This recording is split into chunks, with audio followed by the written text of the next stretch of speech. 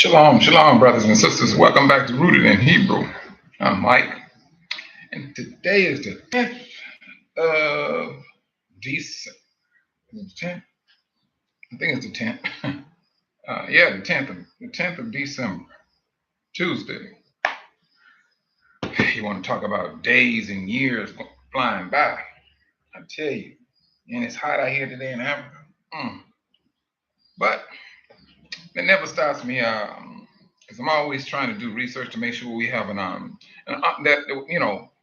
we have an understanding of what the businesses and the ventures that we plan on going down and you know trying to proceed to put in place. Um, I tell you, it is it serves as a protection when you're doing you're doing the research, you're doing your surveys, as they say, the surveys. So we doing a survey. At least I'm doing a survey as to what Brother Galen tells me. Hey, this is what you need to look into, and I've been looking into it. And the last thing that I was looking into, or I got to rather, I ain't gonna say the last, like I made it a habit to make that the least of a priority. It wasn't that, but when I got down to it, Brother Galen was talking about farming goats, you know, and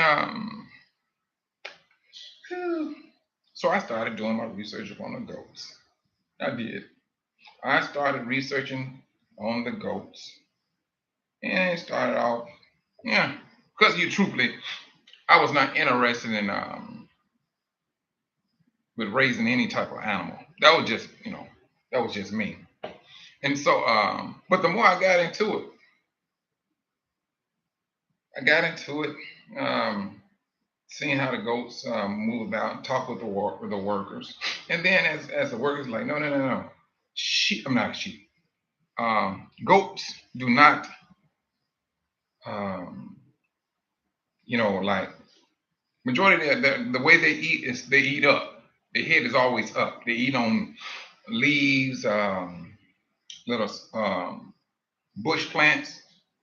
Sheep are pretty much down to the ground. They chew, eat the grass and things of that nature. So when the brother told me that, he said, yeah, and the goats, the good thing about goats is the majority of the leaves that they eat are healthy for them. This is the reason why they have a long lifespan. And I was like, what? He said, yes.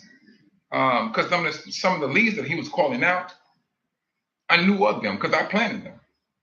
He said, no, they eat a lot of that. And I knew that that particular plant is good for, different things. And I'm like, wow. So, I was saying in my mind, my head rather.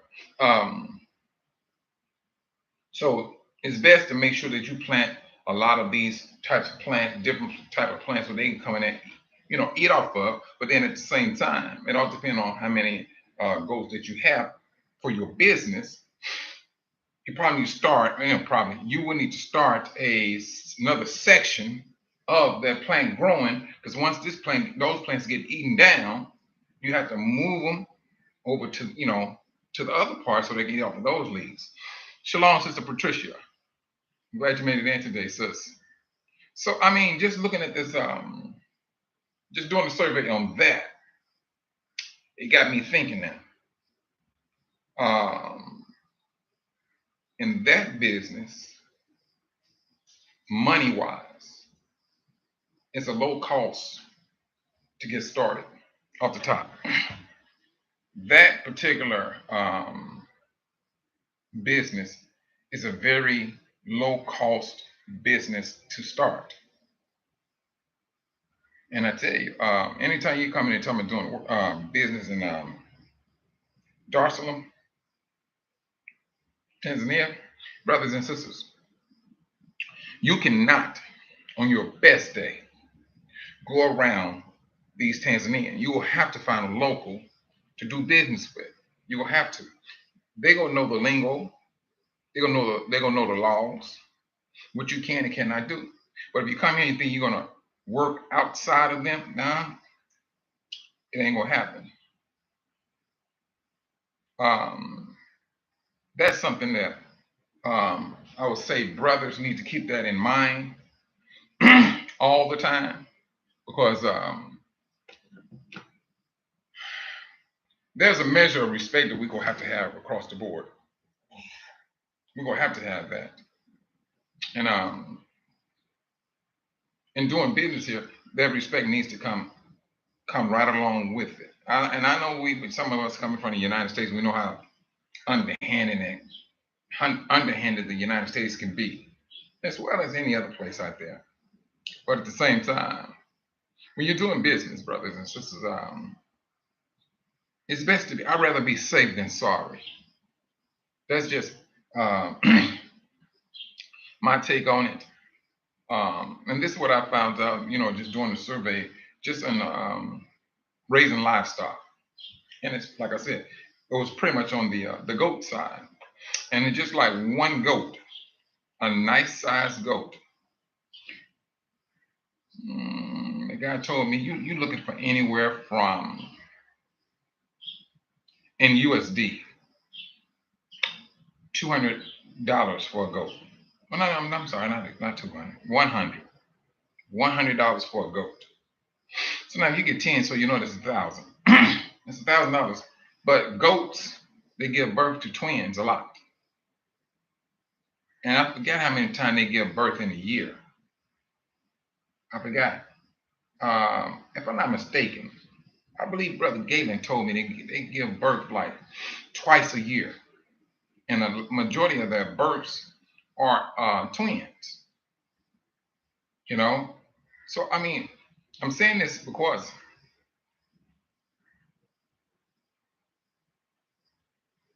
I know that I'm still harping on brothers and sisters moving their money into an asset. And a business is an asset. It all depends on, is your business a necessity? And the goat is a necessity. I know for the vast majority of brothers and sisters in the United States, they do not eat goat. They eat a lot of goat here, and especially further north of Africa, and up into the Dubai. They eat a lot of goat. Yes, they do. So now, but just getting into the business, brothers, it's the cost of doing business, or to get at least started here, it's very low. It's very low. And then you hire your shepherd, a person that understand how to. Excuse me. I know you brothers be seeing me yawning about this time. I'm gonna tell you the reason.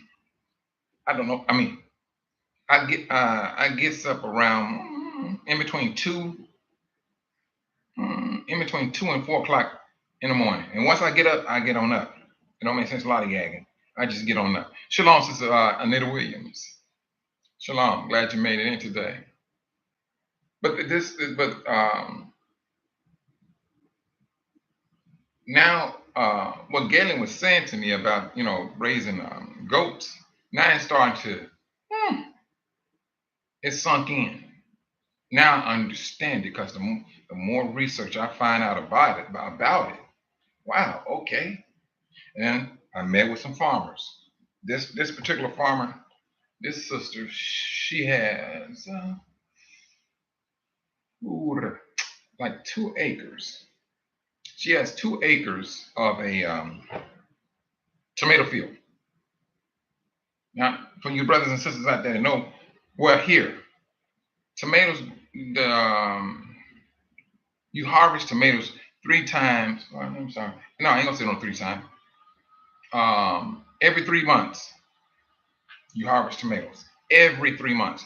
Tomato business is in. I think as they said, it is like a $2 or $3 billion industry. $2 or $3 industry yearly. So now let's just throw some things out there. Let's just say, hypothetically speaking, like I said, you want to start small, and then you just grow. All right, you start off with, let's just say hypothetically speaking, you start off with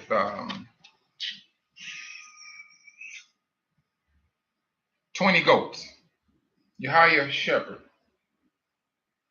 and things of that nature. You have your little small processing center on your land. And when I'm talking about land, I'm talking about lease. Let's just say, I'm gonna throw the name out there, but I'm gonna explain later. Bagamoral. That's more the countryside outside of Darcerum, where there's a lot of land, and the land is reasonable. It's not expensive. So now you're getting all that stuff set up out there, and you have like I said, you have your people working for you that's taking care of this here. All the while you just monitoring, you may go out there here and there, and you may go out there and make sure that certain plants are planted and fertilized and everything for the goats. And so when it gets to that time where you want to sell some of your goats, because it's going to happen. You go sell some of your goats, and some of them you may have to you will slaughter the goats. So that's when you need your butcher. And truthfully, there's a certain way by Hebraic law that animals are supposed to be um, processed, and there's a way, there's some thing that's supposed to be done. So it's like you have to really get into it to understand how a animal is supposed to be processed. And because we do know a small portion of it, that the blood, supposed to be poured out on the ground, it's supposed to be covered with dirt. Dig a hole, and that blood's supposed to be buried. Shalom, Sister Linda. So I mean, outside of that, for brothers and sisters that are looking to do business over here, yeah, there are some things that you can look into.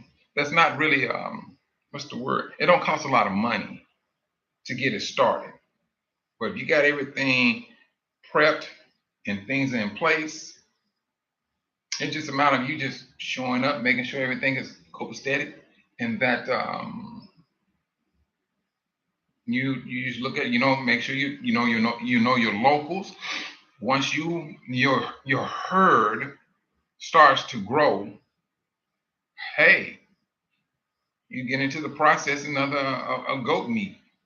You just tell those grocery stores or the farmers market who you are. They come to your place and buy from you. But this is just my encouragement for brothers and sisters they're looking to get into that, because not only would you have the goats, you have goat milk that you can process also. You have goat milk,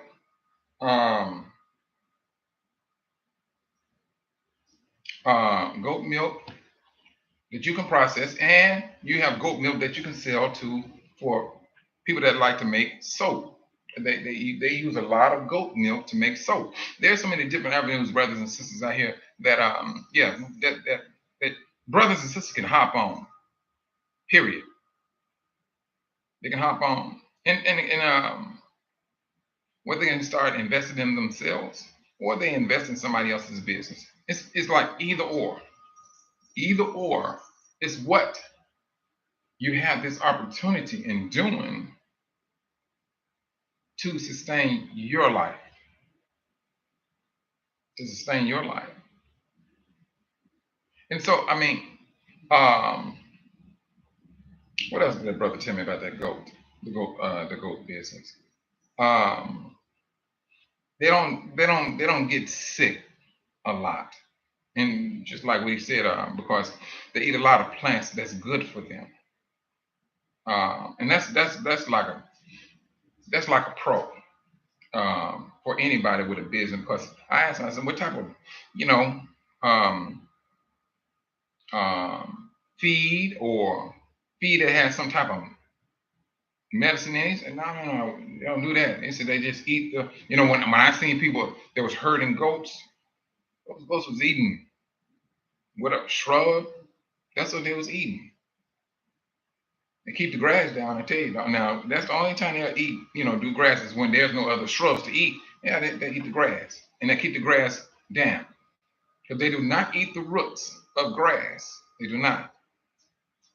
And so that was it was like it was a very interesting survey when it came to goats. Of course, like I said, you can start small, and then with that, instead of saying that you're in a mad dash to grow crops, mm, we already have relations with some farmers, and it's just a matter of you coming with an agreement, and you talking to farmers, say, hey, I want to buy such and such from you. But that is it's going to be your responsibility to turn back around and resell that what you bought from the farmer. But the thing about it is this: you it's the relationship that you're really looking for. Because once you start having that relationship and they starting to see you and they start to understand you more, that's when everything grows. That's when it grows.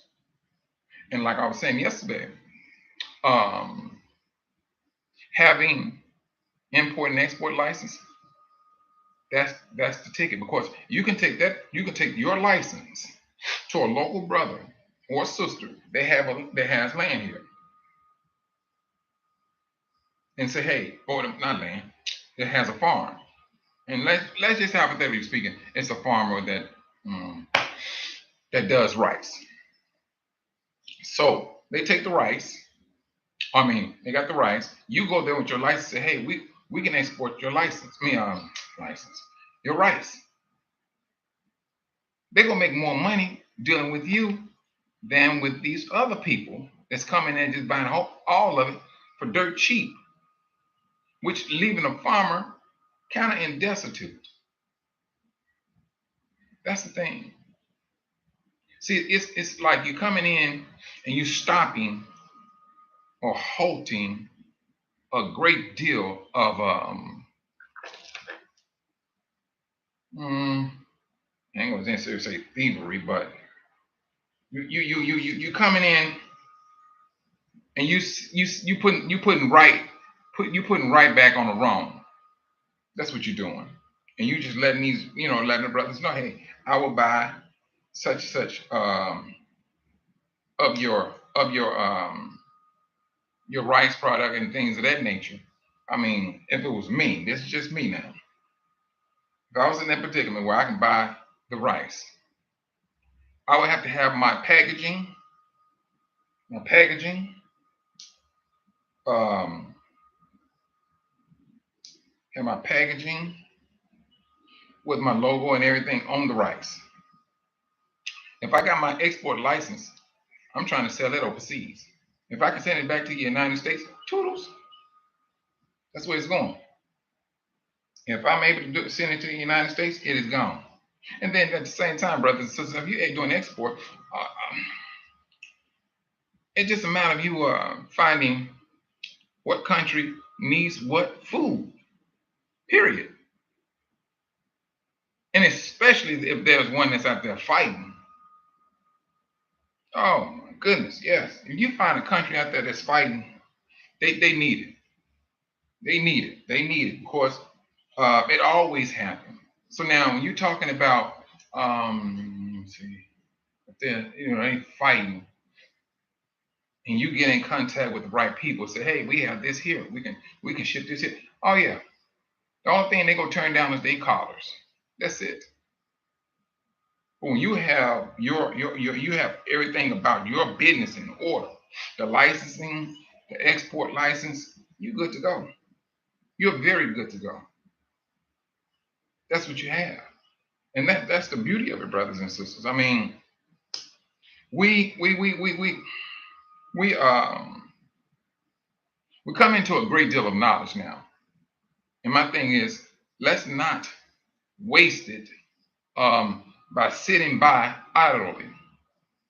You know, we seeing it, we hearing it, but we're not doing nothing about it. I mean, mind you now, I'm not browbeating no one. But what I am saying, um,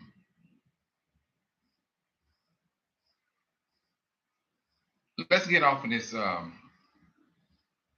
being least of all people.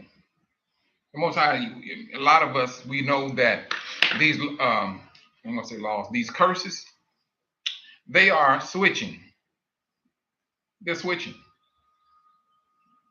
They are literally switching right before our very face, face, eyes.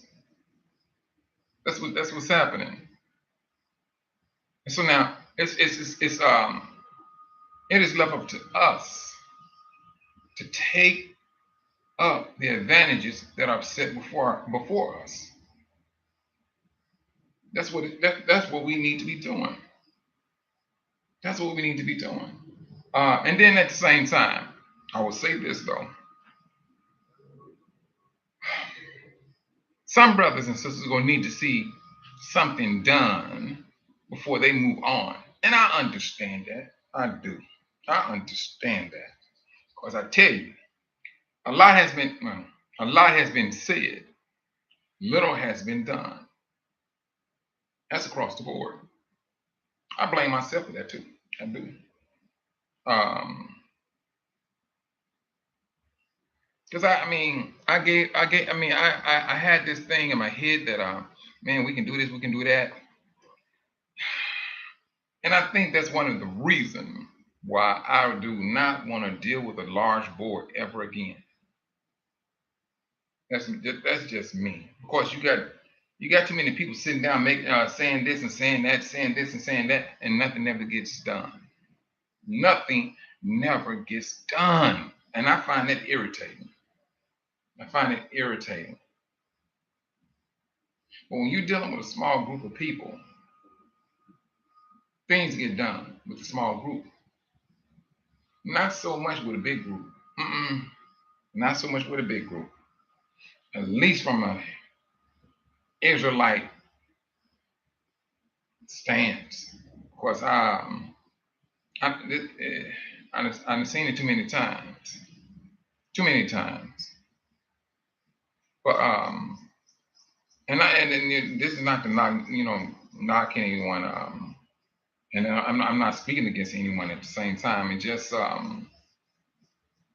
I've seen people say they say they want to do this, they want to say that, they want to do this, they want to do that.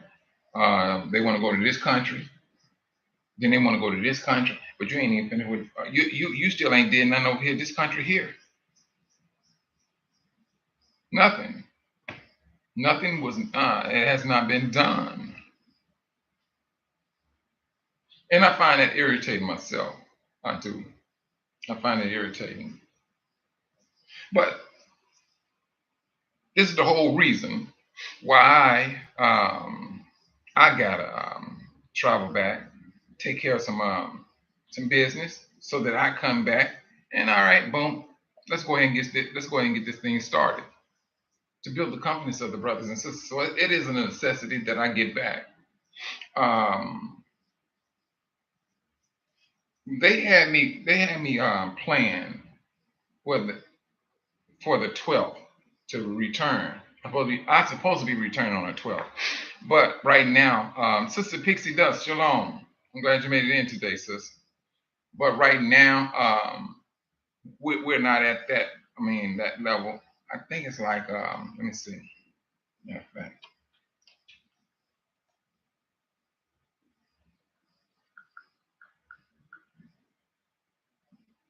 Hmm. On the donation wise, it's like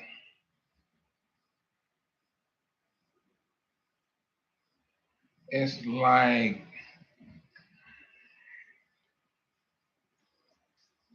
it's like 540 short um on the donation so that I can return, take care of my business, and then you know fly myself back on out here. That's what we have. I have found. Now, let me uh, this be known. Um, there was one sister. She sent a lump sum in. She did. And right when I'm thinking, all right, I'm good to go. Oh, brothers and sisters.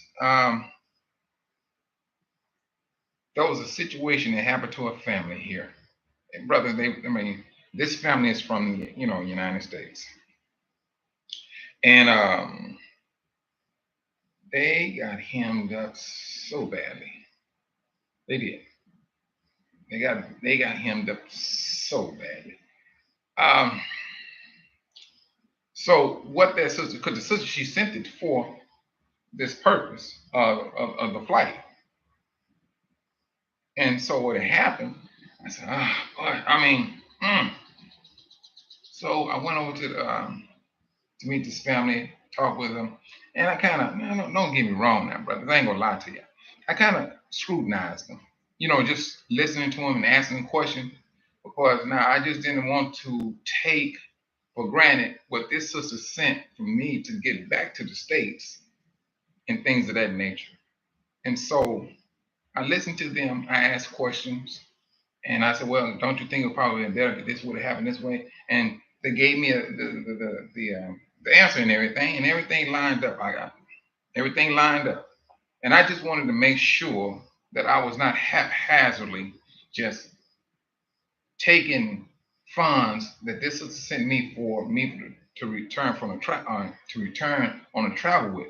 So, but I was led to help this family out because that was serious.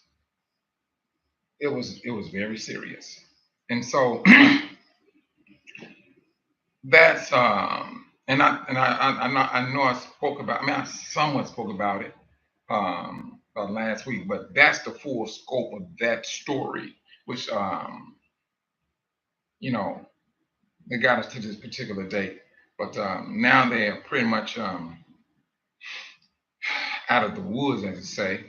But I just felt that I had to help the family with that situation and things. Even though it kind of pushed me back, but I'm not dead, mm, not homeless, um, got clothes on my back. So and I just moved in that way, and I do appreciate that sister for the donation that she did send. But at this moment, like now, it is at like I said, it's 360. That's how much the brothers and sisters have sent thus far. It's 360. And so mm, and so we just trying to get it up to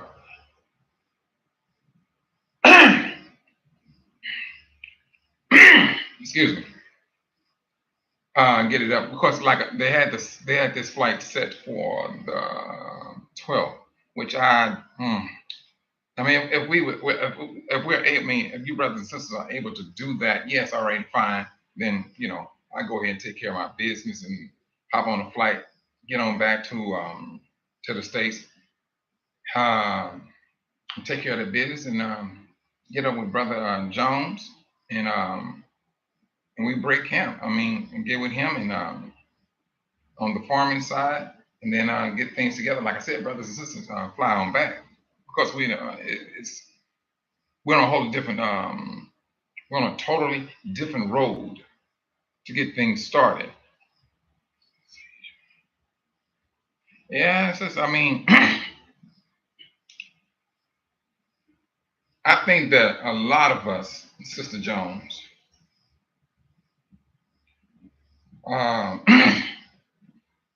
was under attack. I mean, still is. Truthfully, we still are. But there was some thing that was happening to some of the brothers here that was just like it was just too blatant. I'm like, no. And then this particular sister had a problem. That particular sister had a problem. This particular brother they had a problem. No, no, no, no, no, no, no. No, there's just too many problems. It's just too many problems. Not saying that they put themselves in that predicament.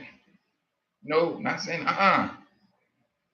When you start looking at issues, you start to question things because this is just not no average unforeseen thing. No, it's not. There was a lot of brothers and sisters that was getting hemmed up over some crazy things. And like I was saying, brothers and sisters, this anointing is serious. It is serious because we must continue to recognize what's going on in and around us on a daily basis, off the top. We should,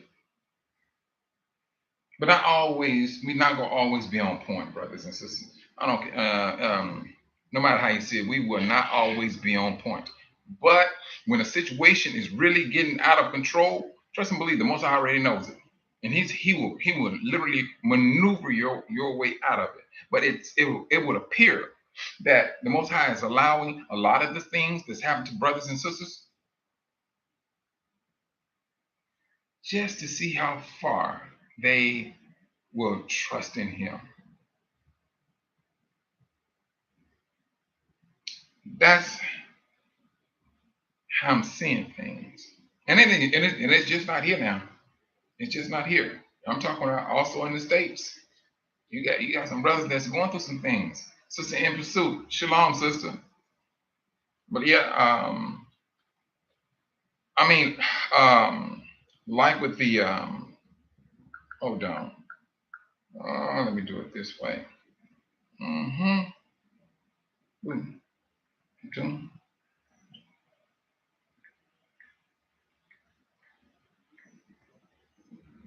So I know Brother Galen was talking to me yesterday. He had to come down on me a little bit harder. And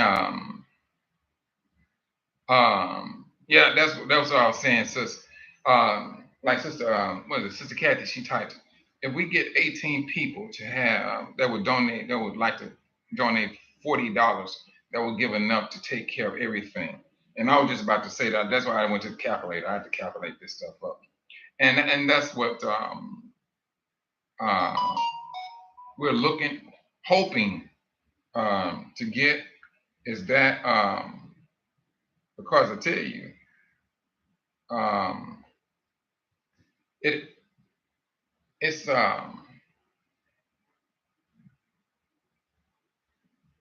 whew,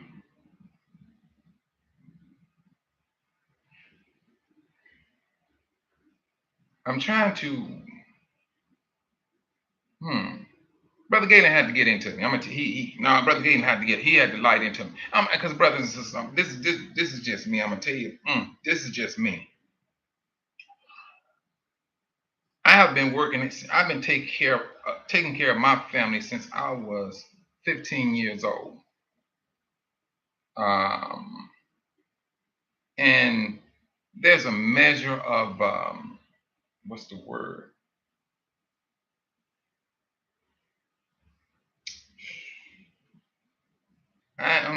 I can't even come up with the word for it. I've been working ever since I've been 15 years old. And so, and then from there, I started getting other jobs. I was at 15. One time, once I got to like 19, I started landing some pretty decent jobs. But I always was had the mindset if I was getting paid $8 here, I may stay at that job for like a month, but I would never quit a job until I found another job. But that job had to pay me. If I'm making 8, they had to pay me at least $9 an hour. Well, if I was going to leave that job, that's how my mind was set up. I was not trying to go backwards. I was trying to go forward. So I did it so much in 1 year.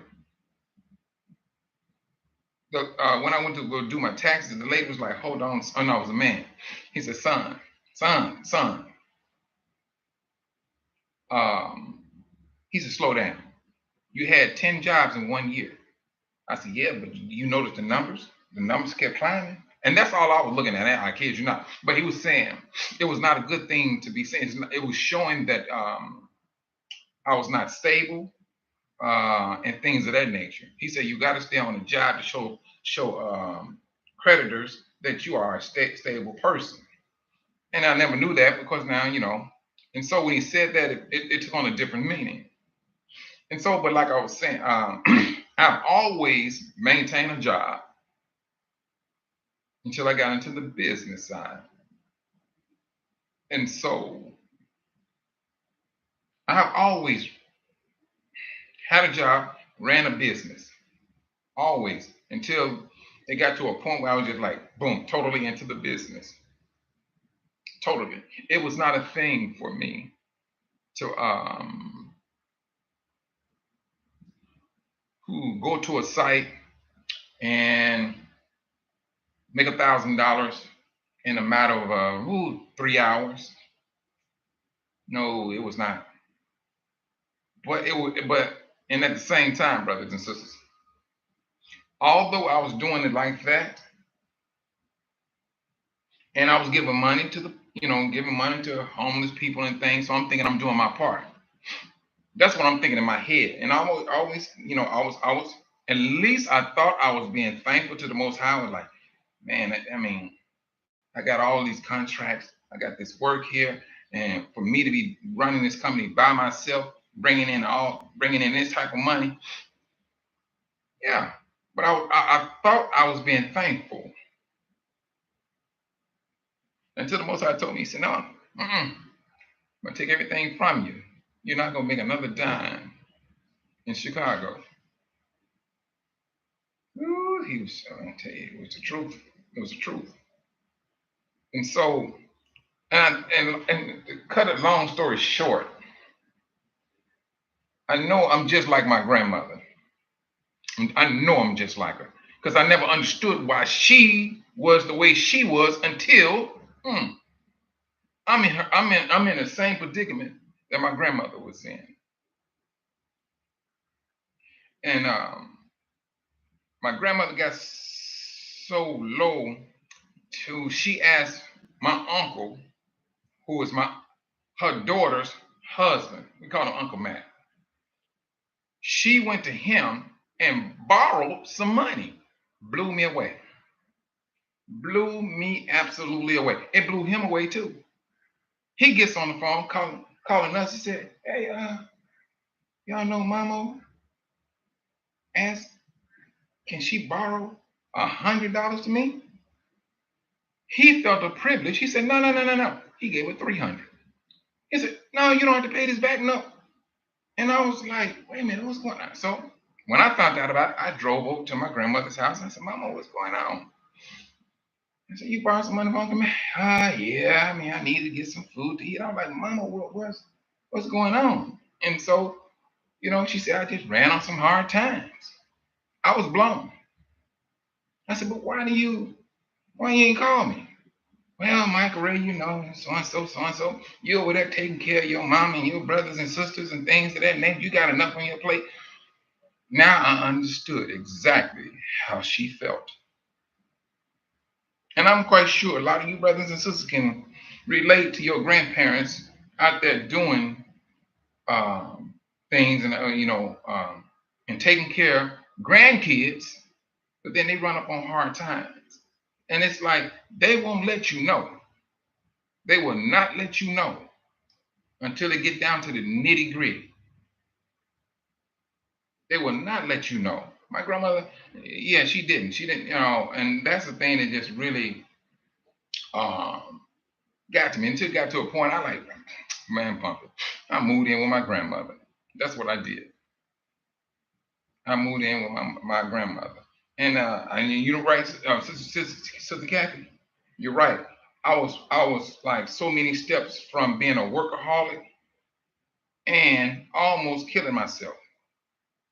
The business took off. I mean, the company was calling. Um, I was like making $1,000 a day with this one particular company. Sister, I was up for a whole week. I may have gotten like 3 hours of sleep until that one day was a Friday, and I had to go pick up my son, and we was going home, and so I went and picked him up. And this is the most scariest thing that just blew me absolutely away. I picked my son up, and I was driving, and I was sleepy, I was tired, but somehow I end up way on the deep end of the south side of Chicago. Don't know how I got there. I'm serious. I was living up in Evanston. That was like way north. And so my son, he was like 8 years old, and I was at a stop sign looking like a dope fiend behind the wheel, like my head down, knocked out sleep. Cars are behind me blowing. My son, Dad, Dad. And I'm like, man, when I woke up, and he was like, I'm like, man, where we at? He said, I don't know, Dad. I was so discombobulated. It scared me. I said, no, this is crazy. So I like braced myself, and I like, now I need to find a store. So I pulled over to the store, found I need like a pop Coca-Cola or something just to get me up and running, and it did. And so I literally had to stay focused just to find out where I was at. Once I found out the streets and everything, all right, I know what I need to do, and I had to stay focused on that until I got home. Whew, but that was scary, and I never did that again. Never did it like that again. But when you put yourself in a position, and that's what we're supposed to do, especially as head of household. You're supposed to be out there doing it. That's what I'm supposed to do. But when you've been put in predicaments, ah, and I know Brother Galen, he said like, no, Mike, I know, I know what I'm asking you to do. This is something you're not used to doing, and things of that nature. And so he was like, but you gotta do it, Mike. He said, but you gotta get back here, sign off on this house, and move on about your business so we can go ahead and get this stuff up and running. You will have to go out there and plead with the brothers and sisters for their help. And I was like, okay, brother, you're right, you're right, you're right. And here we are to this day. I like to thank you, brothers and sisters, truthfully, for what you have done. Um, but I really hope and I pray. And we're not even trying to lollygag on my return back here. No, I'm not. That's the whole purpose of doing a survey. Is to have things mentally in place, have people, and there's a brother that we deal with. Matter of fact, this brother, he was born in Tanzania, but he did a lot of his work in the United States. And when I say he did work, this brother did some work for some high profile people, especially in the political sector. He's here, he's back in Tanzania. He's back here in Tanzania, and that's what he said it was time for him to leave the United States. He said he did what he needed to do there. Highly educated brother, highly educated. So now, yes, he has my number. I has his number. He said, "No, we're gonna do this, Mike. We're going to do this." He said, "But there's a certain way you have to move in Tanzania." And so I'm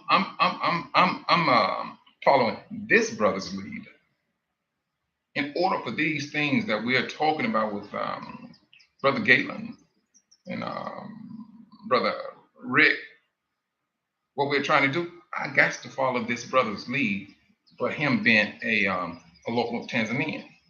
Got to follow his lead. Got to. So we talked about today. We talked about the licenses for import and export. He said, "All right, I'm gonna look into it. I'm gonna let you know how many license costs, and he gonna call me back and just let me know what name these licenses needs to be in." That's how that brother moves. And so I talked about the other licenses also. Matter of fact, brothers and sisters, I got some phone calls yesterday from what I was talking about yesterday. And the brothers, they told me, "So Mike, you're giving out too much information." And I was like, "What you talking about?" So they had to, they told me what I was saying, which I did say.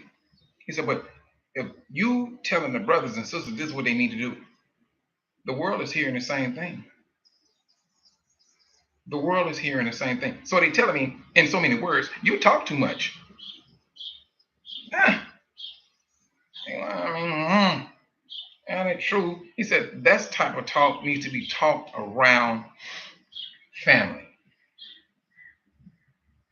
And that's not the first time I've been told that. It's not the first time. It is not the first time that I put business ventures out there that the world can, the people that do have the means, they know exactly what I'm talking about, and they're going to get everything started and doing just that. Doing just that.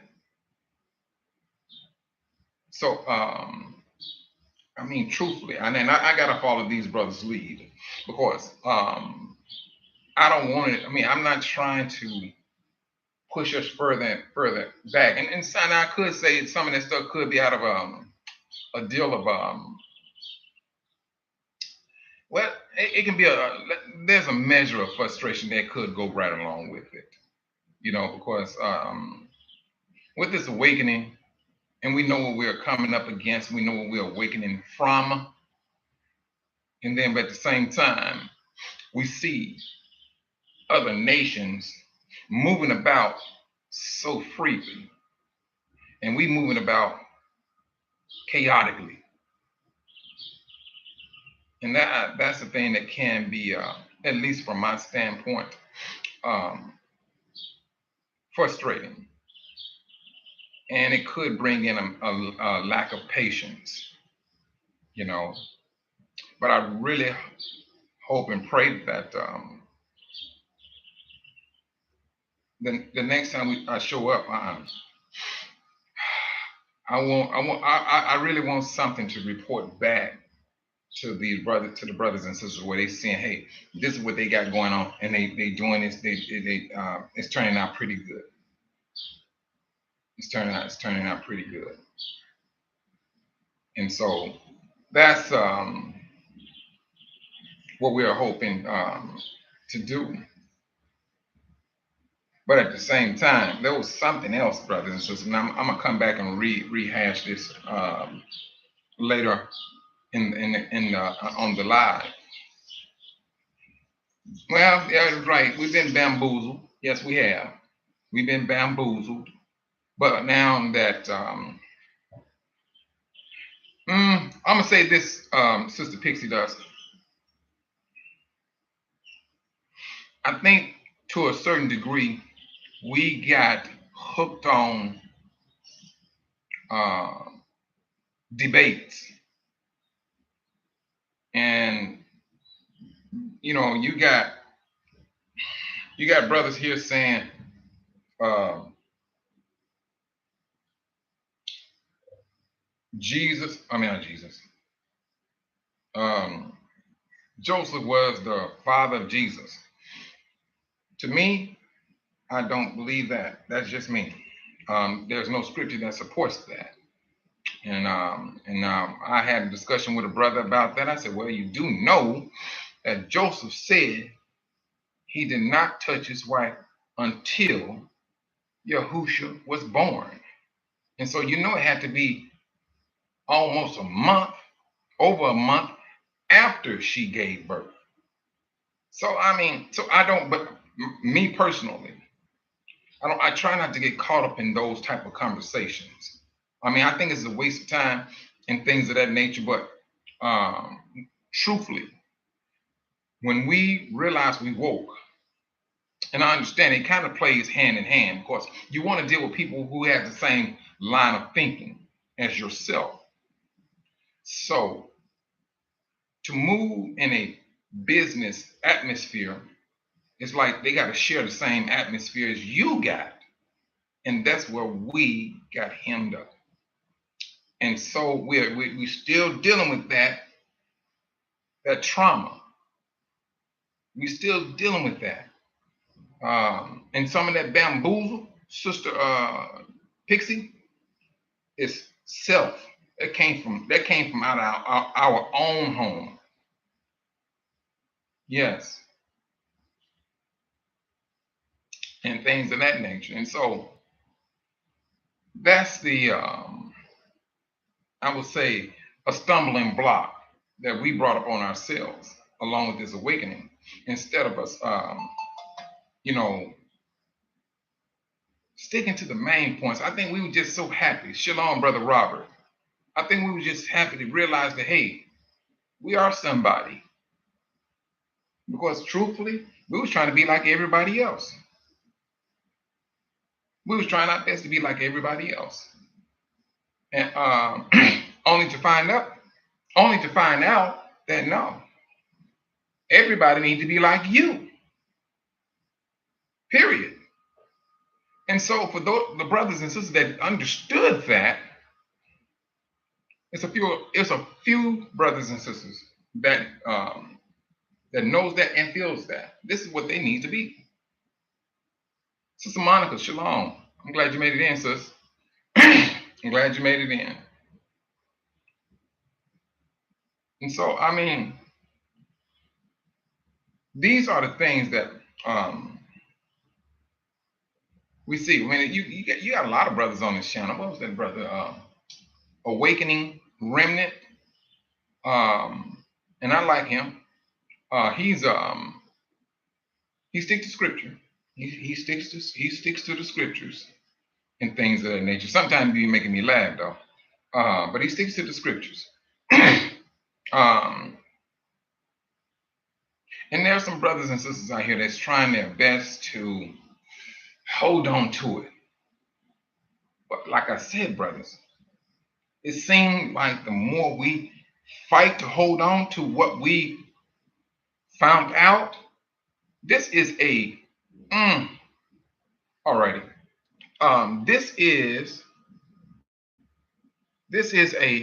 This is a battle. Oh, hold on, sister. Hold on. I'm put it in there now. Um, um,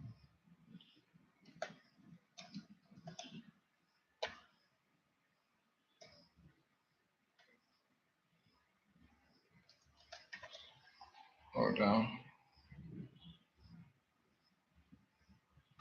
There's my cash out in the chat, rooted in Hebrew. um, and so, brothers and sisters, hold on just a moment. Excuse me. That's what I have seen, Sister Pixie. And there could be other things, but with this awakening,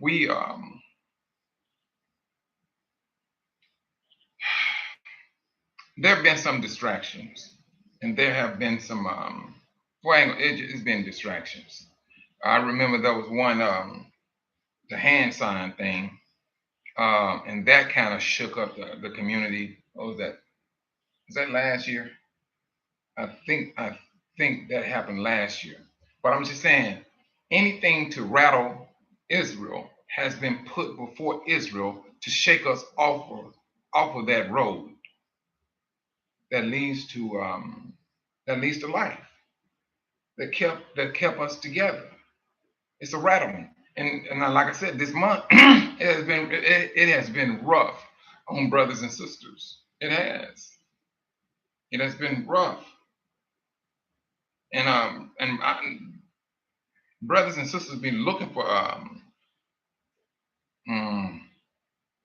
brothers and sisters to do something on this continent. That's one thing I've seen.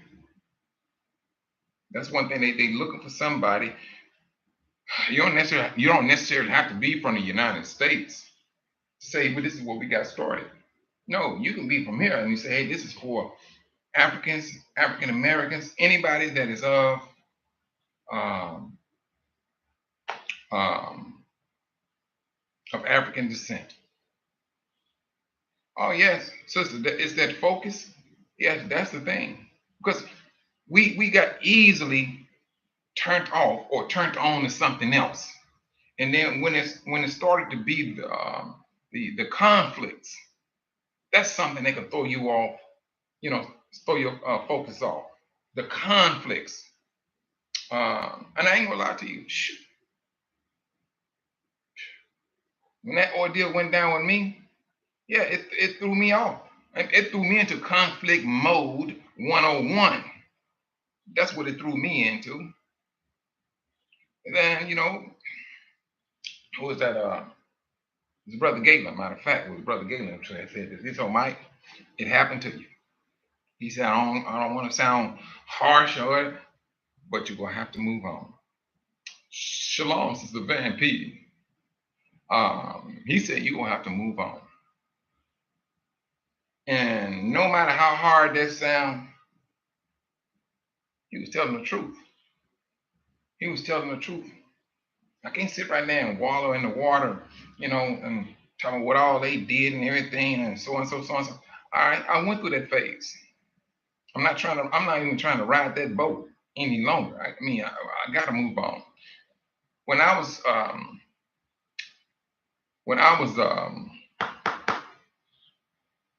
going through court of getting custody of my son, that was the worst time in my life. You want to talk about stress? Oh my goodness. Oh, it was ridiculous. And that's what one thing, I will go to bed on it. I will wake up thinking about it. And the thing that saved me, the saying, it was my aunt. My aunt called me. And she said, Michael Ray, how you doing? I said, I'm doing okay. But every time I talk, it was always about that court case and trying to get custody of my son. Shalom, Sister Sheila C. It was about that court case and things of that nature, and how the courts, they just, how they are just so disrespectful and things of that nature. They just looking for you to act a fool. And of course, I just be going on and on and on and on. So what happened? My auntie said this to me. Same thing pretty much Brother Galen said. She said, Michael Ray, I love you, boy. And I hate to see what you're going through. And she said, well, Mike, you will have to try your best not to go to sleep thinking about custody and getting custody and what's going on in the courts, because it's going to mess with you. You will not be able to sleep. At that time, I was not sleeping. She said, you try your best not to go to bed thinking about it, not to wake up thinking about it. That was her encouragement. And truthfully, both of them, Brother Galen and now my auntie, was telling the truth. Because it throws your focus so far off, do you find yourself in left field? Yes, you're right about that now, Sister Catherine. Interruption comes at all times in our lives. Sister, did you take that out of a book? Because that sounds like something that was in a book.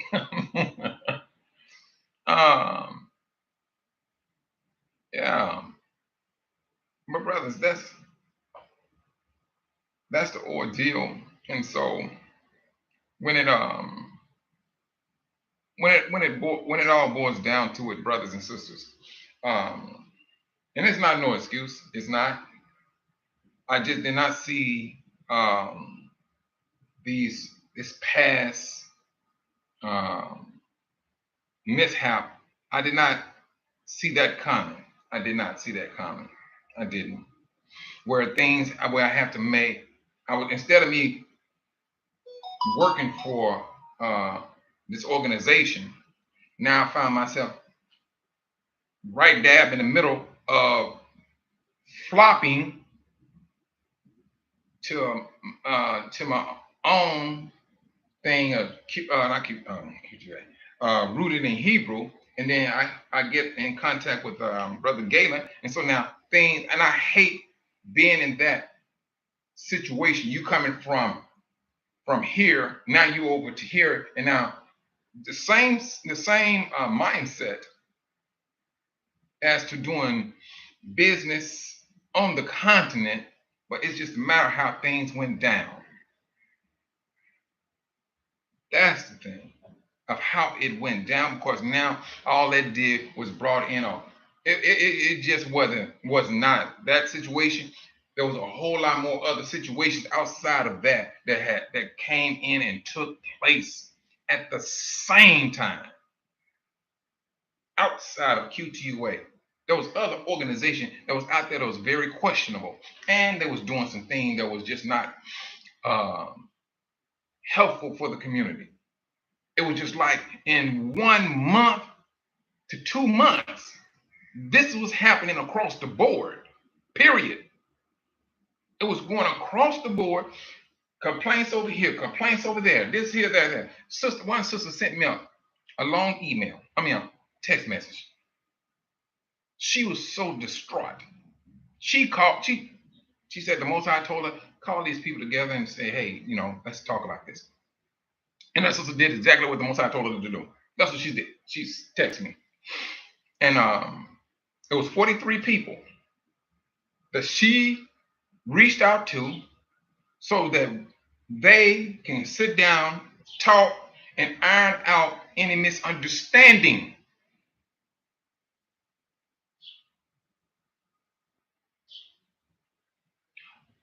Only 3 showed up for this Zoom meeting. Only 3. Now, brothers and sisters, this stuff took place in a matter of 2 months. 2.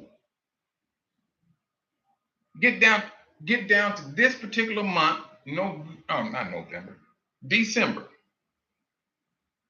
Those were the worst 2 months for us, period. It was the worst. Discombobulated,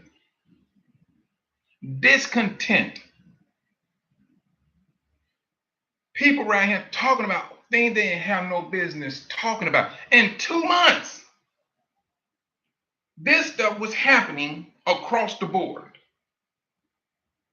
You had people saying, minister, I don't want to get involved. Oh, I heard what happened. I don't want to get involved. Across the board, and they knew what was going on. And we think this is something that just happened. It happens. Not this here. It seemed like that was orchestrated, put in place for it to run its course. And it ran its course. It ran its course. Yes, it did. I knew I knew some brothers and sisters. They had the police that had to come out. The police, they had to call the police now.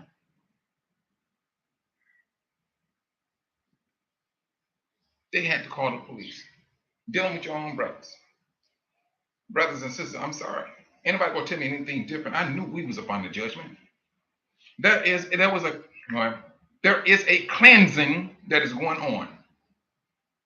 There is a cleansing that is going on, because you ain't gonna tell me that all of this stuff in a matter of 2 months and you get down to December, that this is not a cleansing. Now you got other brothers talking, hey, we need to get into prayer now. He's saying something, who is it? Teo. He's saying things is not right. We need to get into do a massive prayer again. It's for what brothers are saying. They anticipate. They're saying things that is just not adding up.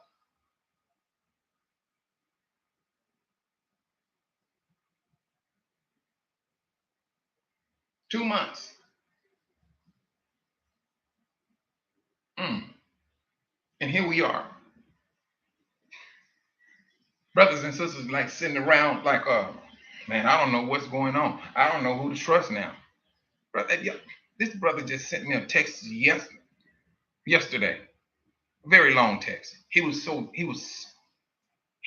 thoroughly blown and taken all at the same time.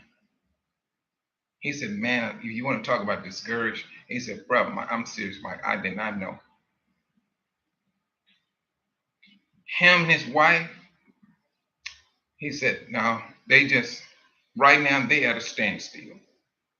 And I'm hearing this stuff repeatedly from brothers and sisters.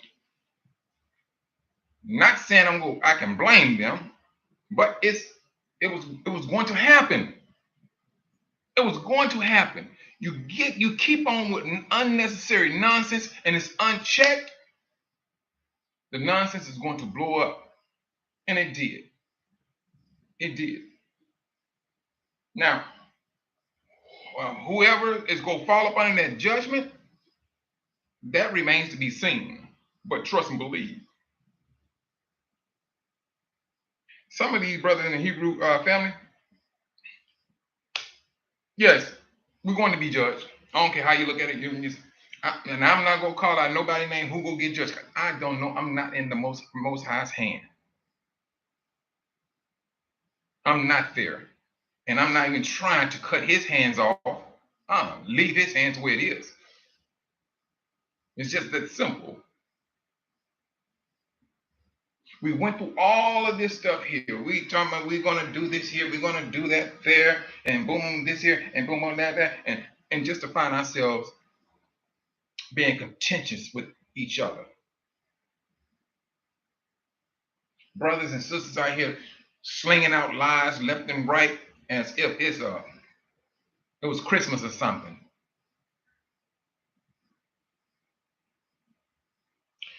As if there is no accountability. This is what we was doing very hard 2 months ago. 2 months ago.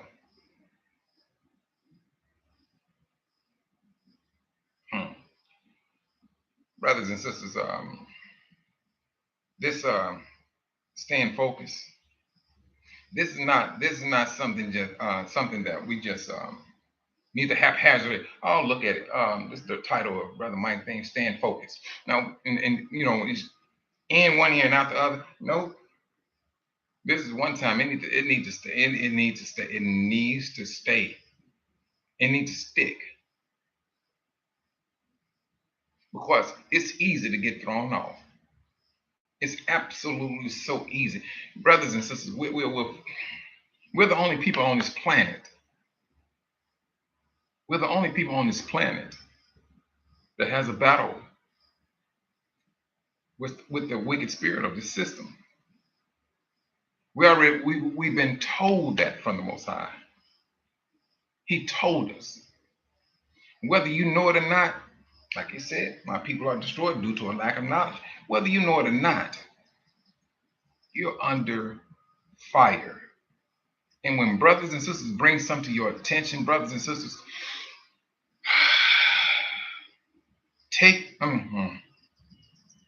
pray to the Most High to take your feelings out of it and just see what they're talking about. Because you are the only person that knows yourself, including the Most High. You're right. Many of us are trying to deal with mistakes we have made in the past, right now. That's so true, Sister Kathy. And it's going to be the Most High who's going to fix it. It's going to be the Most High that's going to fix it. But everybody that's claiming to be of the family, it's not of the family, brothers. Some of them just saying, hey, this is a money grab thing. And then one thing about money, when money starts to get scarce, the scams, they come alive. Brothers and sisters, I'm gonna say this to you. If you're a person that's watch your TV on YouTube and things of that nature, you know exactly that this AI stuff. Listen to this, brothers and sisters. Listen. That is one thing that will take you off focus. This AI. Oh, you can get Grammarly. Grammarly will correct everything that you said, and all you gotta do is put it in, so it'll do it. It's teaching you not to have a thought. It's teaching you not to be original. This AI this, AI that. Do you know you can go make a song using your voice, clone your voice, and write your song, and it will do everything for your song. All you gotta do is pay so much money. Go ahead and do your album. This AI stuff, brothers and sisters, I think it's demonic to me. That's just me. And they just coming in so, so warming. and then that beast go speak. Nigga, I'm here. That stuff, brothers, proceed very cautiously with this AI. There may be some good things that you can do with it, but on the other side, it's that stuff that's in the closet that you don't know about. They bring this stuff out to you so smooth, like, oh yeah, you need this here. I got some of the videos. Well, I need to use that AI stuff to make some videos. It's just like the internet. The internet is good, but trust and believe, there's a great deal of bad that goes right along with it. And we use it just for that, for the good, for communications and things of that nature. But this is just my encouragement when it comes down to AI, this AI, that AI, this AI, that, brothers and sisters. I seriously believe the day is going to come where it's be like AI fooled us. You don't have to have a thought. You don't. You just type in and say, hey, write me a rap song talking about the life and struggle of a black man in the ghetto. It's going to write that song. And then you just take that song, go to another AI music producing app, paste that song, paste the lyrics, it's going to come up with a beat for it. I was playing with it, brothers. I was playing with this, and I'm saying, no, this is it's literally saying, I want to dumb you down. Now, and if you notice on these commercials when it's talking about AI, you don't find too many of us having conversation with those type of robots. You find the Gentiles doing it, making it like it's so warming, that it's so, oh, it's so exhilarating. That's how they sell it. But then AI within itself, brothers and sisters, a couple of years ago, it was a black sister. About a couple of years ago, and it was like it was an AI app. But what it did, it'll take the structure of your face and everything, boom, boom, boom, but it wouldn't do black people. And this black woman, she figured it out, and she brought it out. I said, wait a minute, you mean to tell me you being biased with AI? No, it ain't the fact they're being biased with AI. AI was biased before they got biased. Shoes. I'm sorry, brothers. If you read the book of Enoch, I'm like, man, hold on. This Enoch and this AI, like this seem like this stuff is going hand in hand. What is it that the devil is trying to push out? Well, I ain't gonna say try, but what is he advancing in and bringing out that has been shut up for years?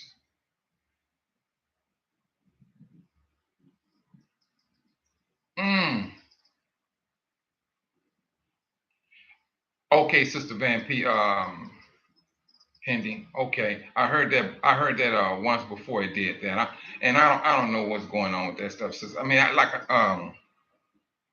I had other apps, but they got compromised, and it seemed like this is the last app standing. Ain't that crazy?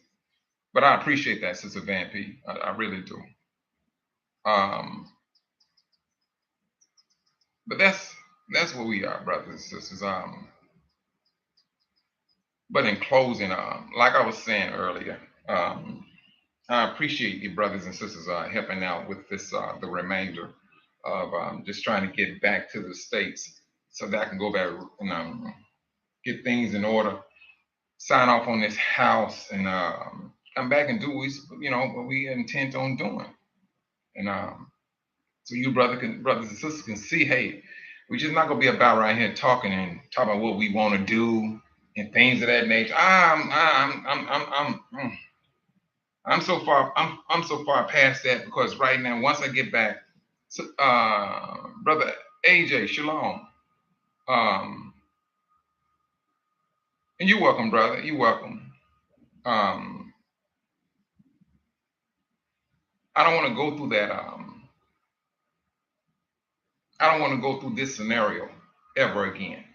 That's just me. And I'm right there with brother Rick and brother Galen and sister Lisa. Um, we got to step out and be self-sufficient as much as we possibly can from the get-go. As much as we possibly can from the get-go. Because this here, talking about donations, uh, I have a reservation about it. I'm used to climbing a ladder, running this wire here, um, hooking up this modem, programming this here, and things of that nature. That's just my get up at work and things of that nature. But right now, it's neither here or there. And so now it's what I'm dealing with right now. And so I'd like to thank you, brothers and sisters, for that, for the donations so I can get back and take care of this business and things. And like I said, coming back, I'm not trying. Okay, thanks a lot, Sister Van P. I'm not trying to lollygag on. Let's just call it a second trip because although this trip was, somewhere else, but it is what it is. And so we will call this the first trip, and then we get the second trip. No, I'm not even trying to lollygag on it. I'm not. When I get back, go meet up with brother and sister Jones, work on their farm just to get a feel for what he's doing, and his setup, and then taking that setup and going back. Now the brother that we have that's working with us, he's going to look for the land while I'm taking care of business in Arkansas. He's looking for land. And he said, well, and it's how much? He said, you don't necessarily have to buy the land. You can rent, lease the land. And he says it's a whole lot cheaper just by renting, but you can get like for 99 years. He said, it's yours for 99 years, but, and so that's something that we have already entertained. It ain't necessarily that we got to bend over double just to buy some land. It's not like that now. I'm not even sitting there trying to get bent over double. Oh, I own some land. No. But 99 years. Brothers and sisters, truthfully, if we sticking with the scriptures,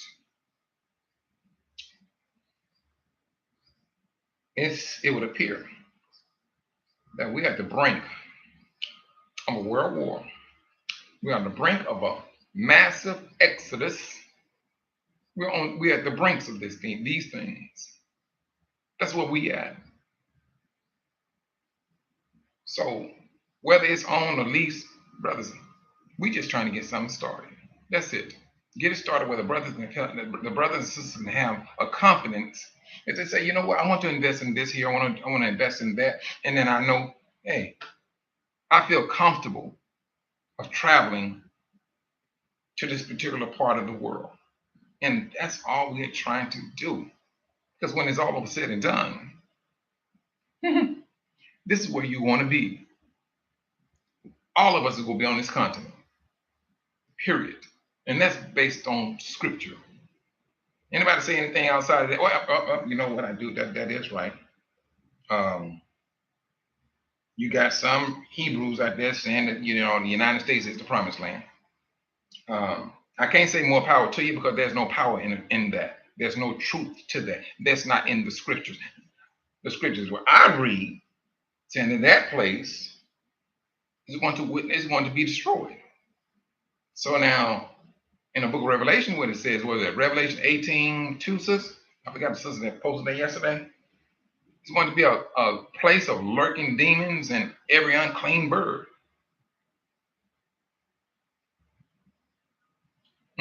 Libya. Now, there was a brother that was telling me about Libya and things of that nature, also about them.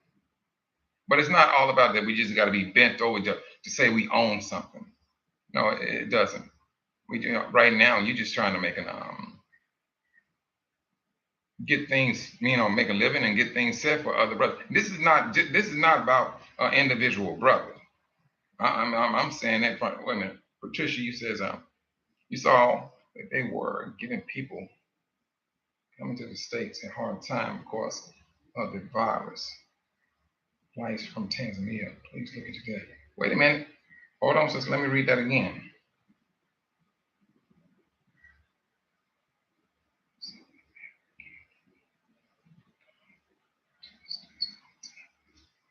Wait a minute, sister. What virus? What virus are you talking about, Sister Patricia? Yeah, wait a minute. Flights from Tanzania. Please look into it. Wait a minute.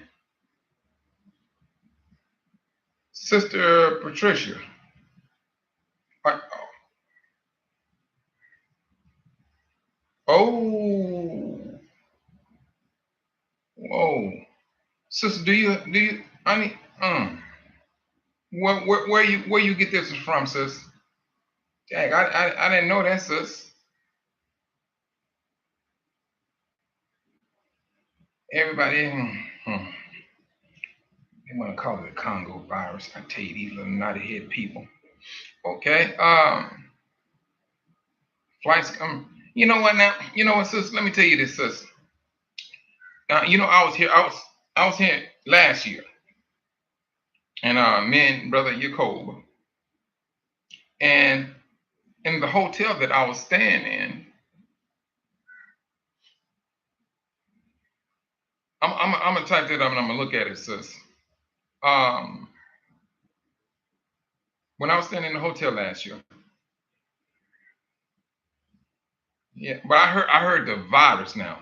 That's one thing I do recall they saying a Congo virus. But let me go back on this here. I was in a hotel. I was staying at Tiffany Diamonds, um, and the World Health Organization, which is called WHO, was there with all of the doctors. All of these doctors was from South Africa. So they had all these vehicles parked out front and everything. And I'm like, man, what do they got going on? So Jacob, he getting nosy, which I was kind of glad he was, because I'm trying to figure out what they talking about.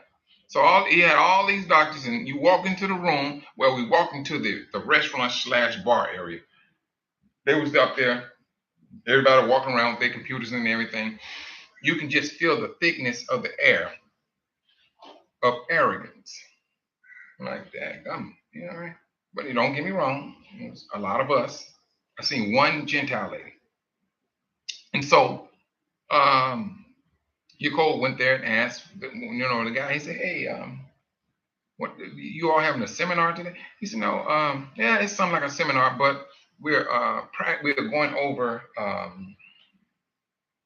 There was practicing for a future outbreak, and they said their data shows that it will start in Tanzania. So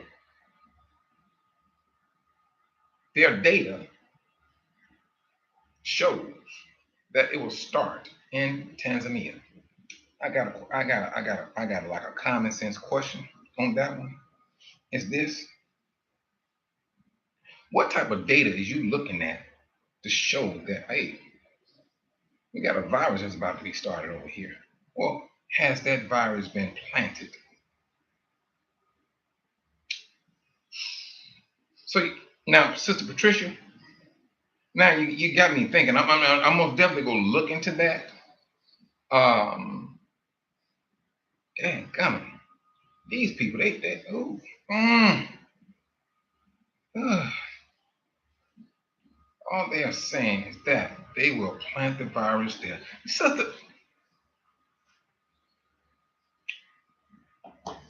Sister Kathy, do it really truly take a rocket scientist to come up with that?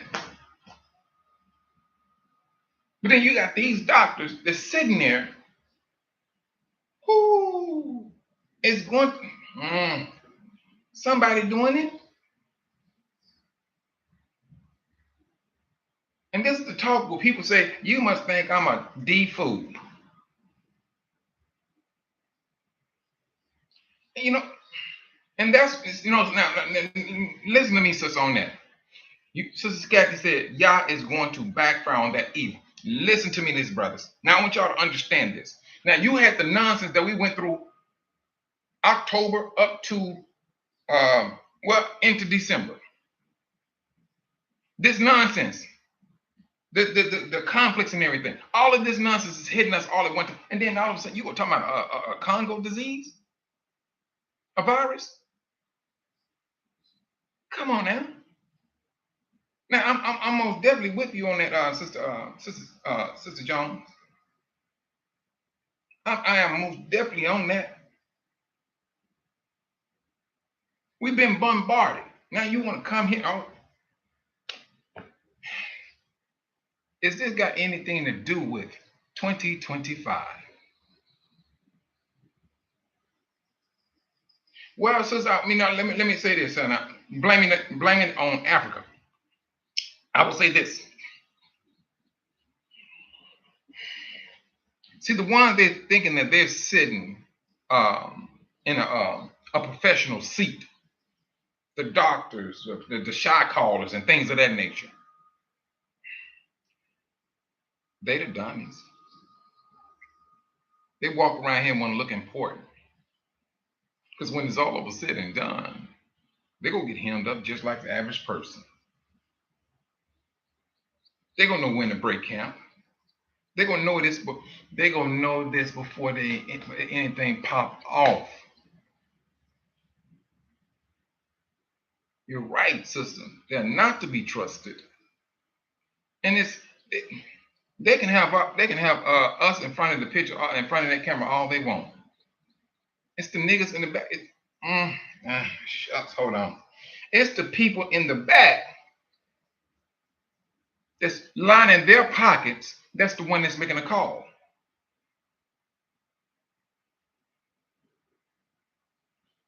Yeah.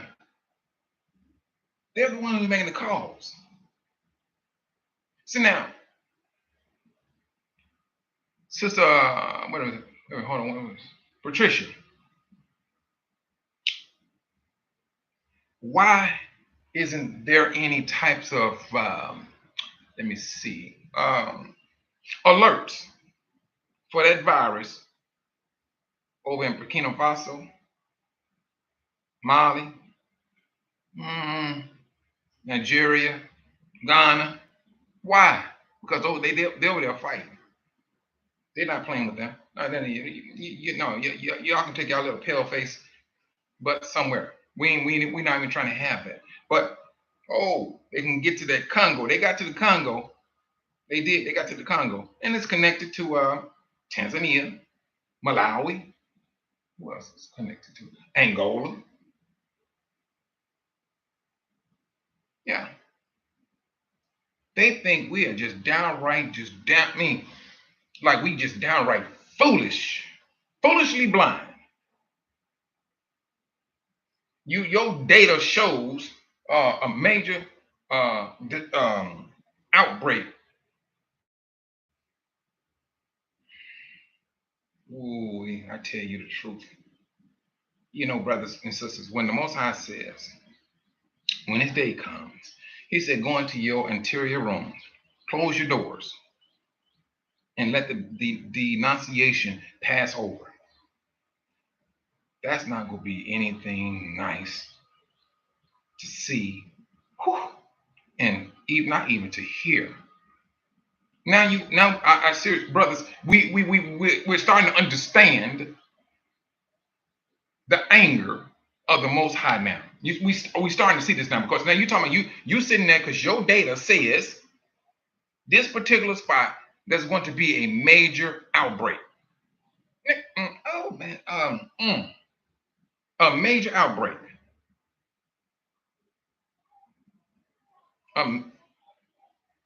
It seemed like somebody went there and just dropped a ball, or dropped a canister. Yes, you're right, sis. It's a lie. But I'm also agreeing with Sister Kathy. Now, this is one time they're going to see the Most High's hand, and they're not going to like it. It's just like what when they come with Shalom, Sister Donna. It's just like when they did the AIDS thing. Oh, you go on YouTube and you type up 1984 HIV. Um, what was it? But there's a video, and this guy, he Gentile guy, following orders. They came over there and told our people that this was for malaria, a shot, and they came out acting as if they was missionaries, acting as if they know good and well what was in that vial, that canister, and it wasn't nothing for no malaria. But what they didn't think about was this: what they was hoping for was to depopulate us from Africa so they can go in and claim the land and kill us off of it. That, you know what? Truthfully, brothers and sisters, I want to call him a nigger. I do. I ain't gonna lie to you. But it seemed like I need to put niggerless nigger on it because they're not. But I'm gonna try to leave it alone. That this we just we not built that way. We just don't think that sinister. I'm glad they did because I seen that too, Sister Kathy Jones. I'm glad. Matter of fact, they took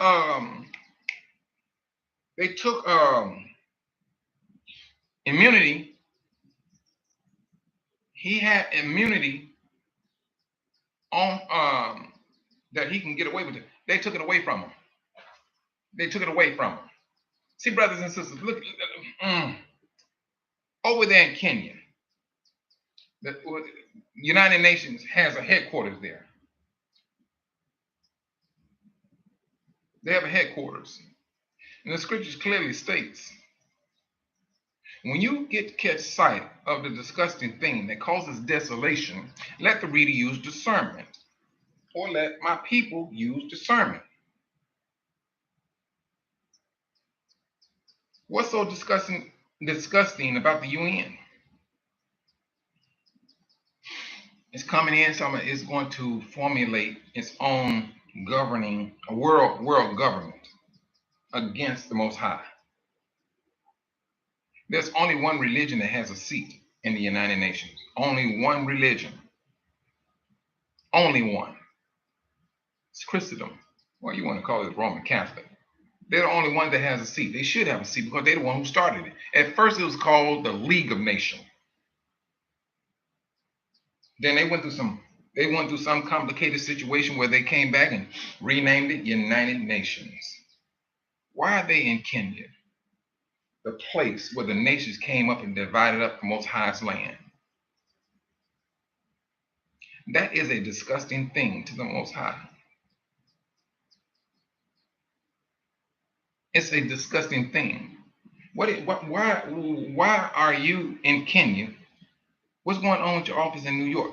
Do you know something we don't know? Now they over there talking about some virus.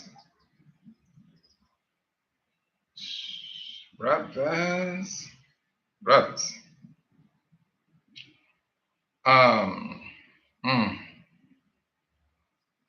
Oh yeah, all of Europe went parts of since they're already talking about they need to come in and do not genocide, what they call that thing? They need to come in and colonize Africa. Now everything is coming out of the woodworks now. Everything is coming out.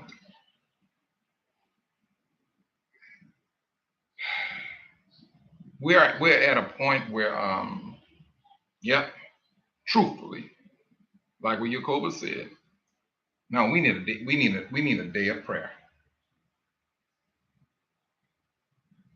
Johannesburg, I mean, you could have, but you know what, brothers and sisters, this is one thing we got to realize about this is that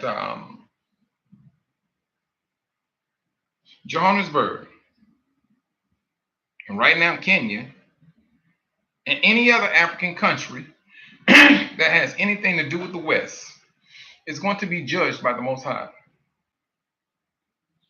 Did not the Most High say, get up out of her? How you gonna get out of her and you gonna let her come in and dress up your house? She gonna walk in your house and start putting up new furniture. Somebody been pimped in their own house, it seems. This is what?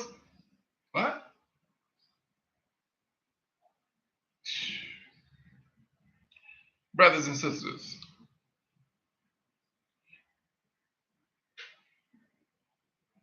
the West is going to be judged.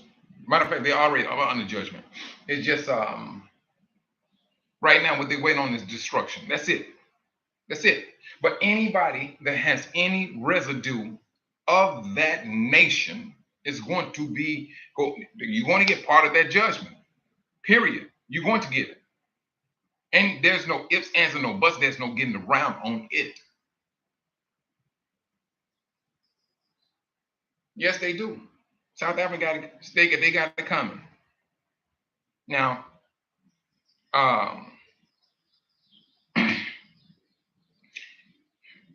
truthfully, brothers, it's going to have to happen. You know why? The Exodus, it will not be late. It will not be early.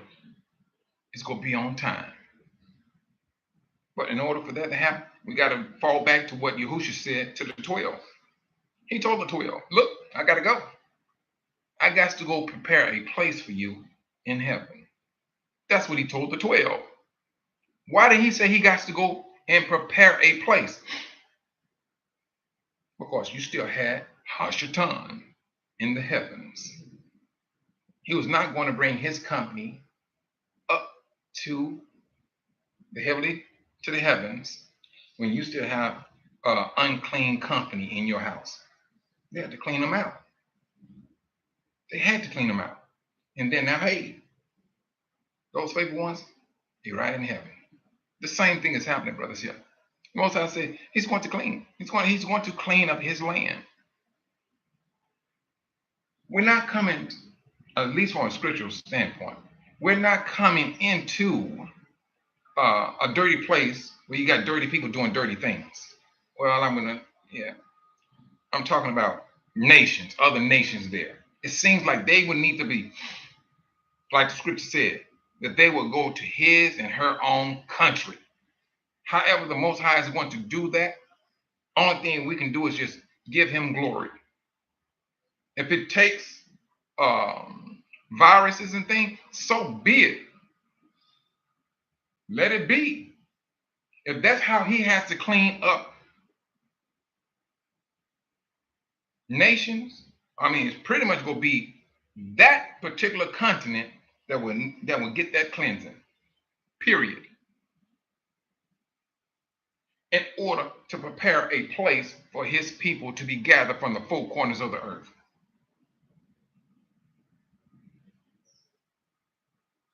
Yes. So be it. They there, all right. They're about to get this portion of this judgment. That's what they're about to get. That's what they're about to get. I'm with you, Sister Patricia. Yeah. I mean, what? It happened to us. We got judged by the Most High. We got dealt with. We got disciplined.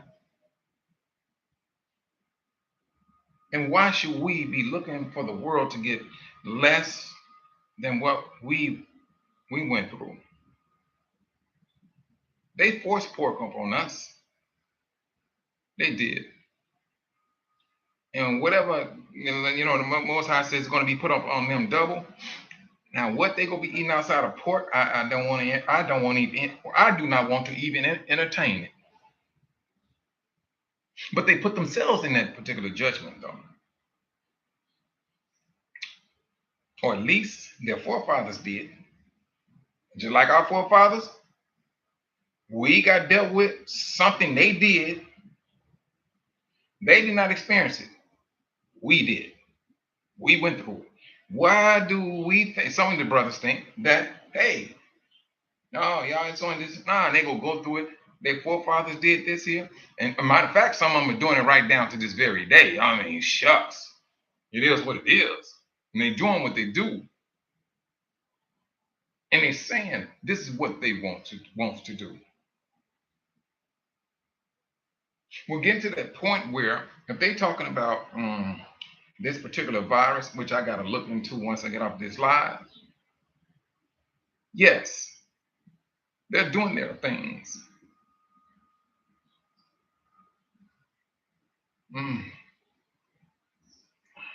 This continent and other countries, Shalom, Sister Yvonne,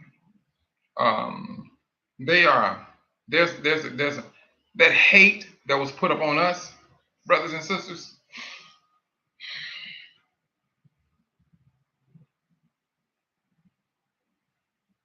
It seems like that hate is gradually being handed over to someone else, a nation. It's being handed over. It's slowly moving on. And it's lacing other peoples. It's lacing other nations. Because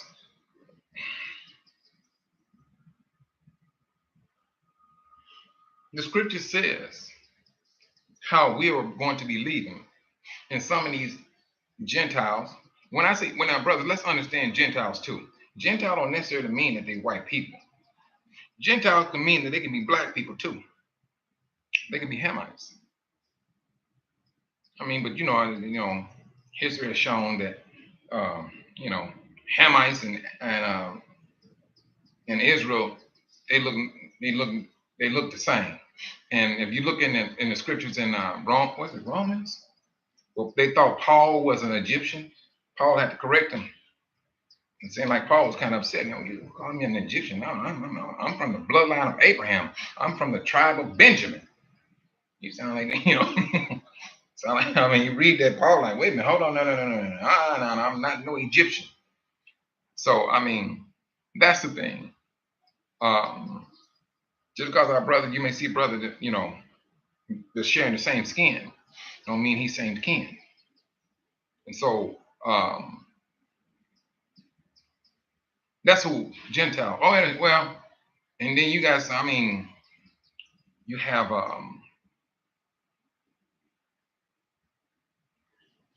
what?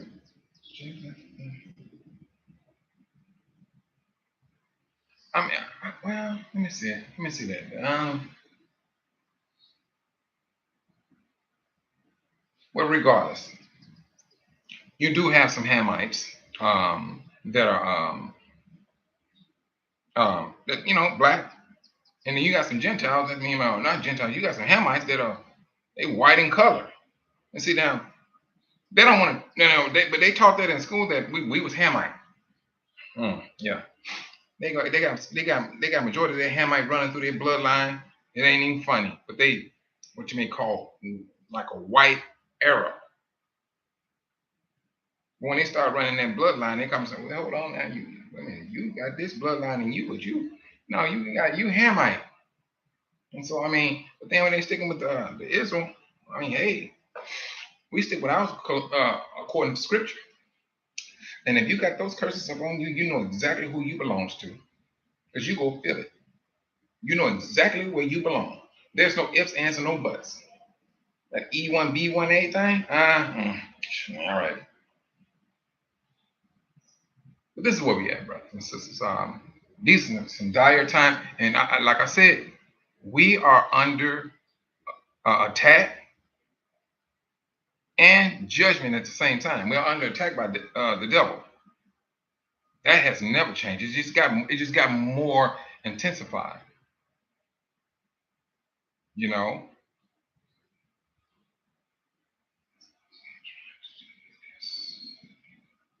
And I'm gonna read what Sister Kathy wrote. This is why we are trying to do our best to help our people as much as we can with our return here back to Dar, to get things to get back there and begin the work. That's what we're trying to do, brothers and sisters. When it's all over said and done, um, they can sit up and talk about all these different things. And I'm gonna tell you, brothers and sisters, this is one thing I would say. This is one thing I would say about these brothers and sisters. They're hearing a lot of negativity. I ain't gonna say a lot. I'm gonna just say they're hearing some negativity. They're hearing discontent and things of that nature. But Israel is still, these brothers and sisters still coming. They still coming. They still coming. What is driving brothers and sisters back? I mean, I ain't gonna say back to Dar or to Tanzania or to Africa for that matter. They keep coming. And they run up on these roadblocks. And then you may have 10, 20 different brothers and sisters say, oh no, this is the reason why I left Africa and so on. But the brother's still coming. Brothers and sisters, this is just me, and I seriously believe that it is the Most High who's pushing his people. He's pushing his people. He is pushing his people back. All right, yeah, this happened. Push them. Keep pushing them. So eventually, those principalities, they're going to give up. Was it not the disciples that was casting out demons, healing the sick? Did not Yahushua give them the powers to do just that? Do you not see that this is what the Most High is doing to his people? He's giving us the strength to push back on what they've been pushing out. That's what he's giving us, brothers and sisters. He's given us that strength. Yes, Brother Galen, Sister Kathy, Brother Rick Fletcher, Sister Lisa, we're pushing back. We're pushing back. And we know that there's a responsibility that we hold. We know that we are held responsible for what we're trying to do. That's what we're doing. We know this. I tell you. I have things planned out. Once I get back there and take care of what business I need to take care of, then I'm going, with Brother the Joneses, and get a feel for what Brother Jones want me to do, how we want to get started, and I'm gonna press on that way. And that's exactly how we're going to move. And we really fighting to be self-sufficient, because that's the way the Most High's people supposed to be, self-sufficient. Eventually, brothers and sisters,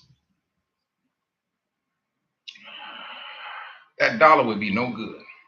But being self-sufficient, you're rich already. It's being self-sufficient. And that's the thing that we're running and fighting to do, is to be those type of people of self-sufficiency. I'd like to thank you, brothers and sisters, for the donations and things. All right, you know what? Let me put it back in there. Hold on. Let me see. Hold on. Let me see.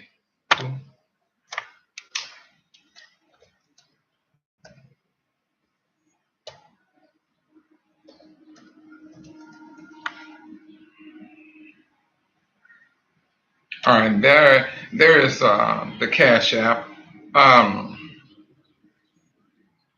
We just move on and try to, get things situated. But like I said, brothers and sisters, now y'all willing. Second time. Now we're not playing with this here. We're not playing with this. We're not even trying to entertain unnecessary nonsense. This is one time we're going to dot our I's and cross our T's, and we're going to move on. I'm serious.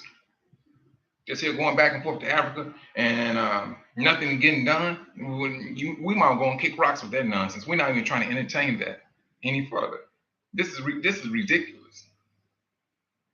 We wake up and say we Israel, and we this here, the Most High that, the Most High this, and we still doing some of the things our forefathers did, and that's thousands of years ago. But I tell you the truth, when I say that apple did not fall far from the tree, it fell in our lap. It fell in our lap. It fell in our lap.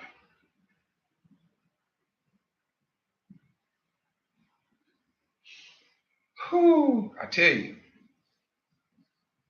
No, I'm serious, brothers. Mm-mm.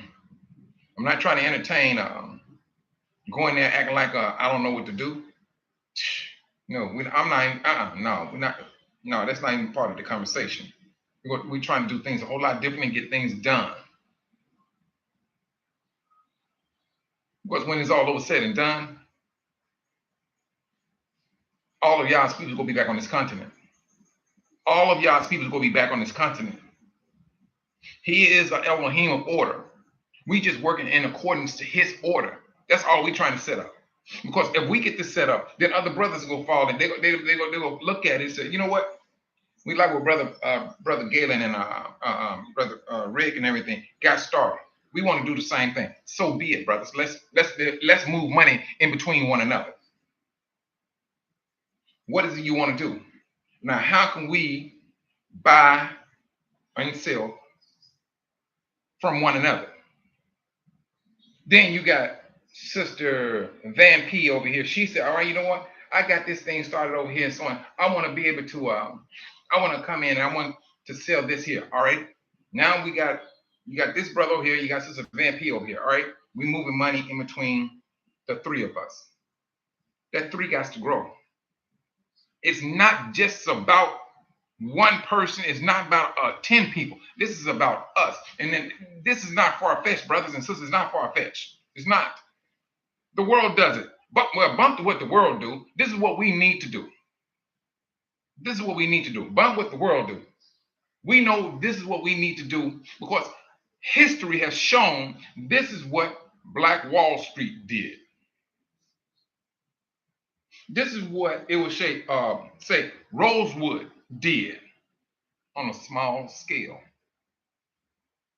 Shalom, Sister Viola Jared. I'm sorry. Oh, and you know what, sister, it's a good thing. But you know what, sister, if you plan on coming to Africa and things, um, um,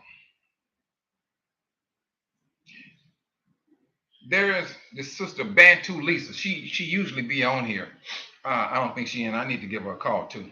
But she usually be in, and she's for the sisters because you know, I don't know if you're single or married, but if you're single, she rather, you know, for you to like get in contact with her and so that, you know, once you come here, she have all your information. If anything goes wrong, you know, she know exactly what to do and things that need to be put in place and things. It just serves as a protection for the brothers and sisters, and that's what she has she got things put together. Yes, and so that's the thing, sis. It's, you know, for single sisters who's coming, you know, single sisters with kids or whatever. She just rather have you brothers and sisters, have you sisters more so protected. Period. Off the top. That's part of being organized, the way the Most High said we supposed to be. So yes, it may sound small. Ooh wee, sister. Let me see. Let me see. Let me do it this way. Let me see. Let me see, sister. Let me see. Hold on.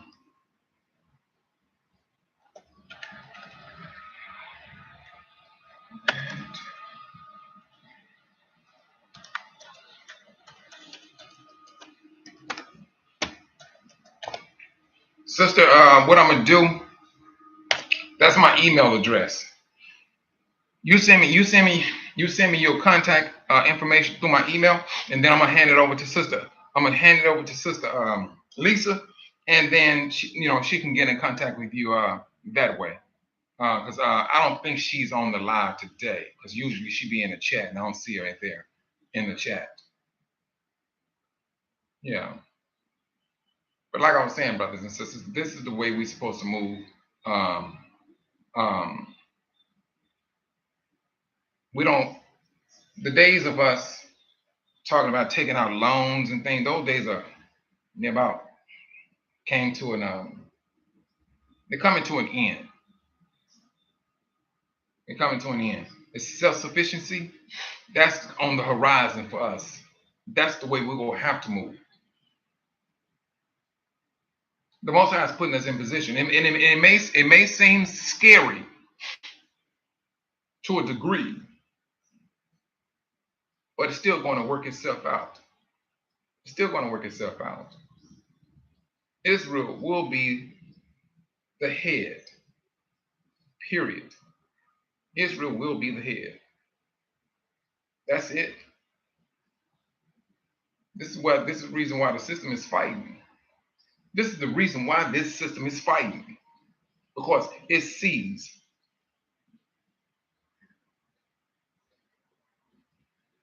itself going into slavery. And they already know, man, what we did to those Negroes. I don't want to go. They don't want to go through that. They do not want to go through that. You're right, man. So be it. That's what I'm like you, sis. Yeah, I mean, like, okay. We've been dealt. We've been dealt a blow, and we're not sitting around here crying over our blows. We went through it. We went through it. Now the Most High is saying it's about to come to its completion. It's about to come to its completion because we have served our time. We served our time. The Most High has turned his attention back to his people. And we are those people that has come to appreciate where we're coming from and where we're going to. And that's what he wanted from his people Israel from day one. That's what he wanted. But he knew that we had to be disciplined. We had to go through these things to understand what you're coming into. You had to go,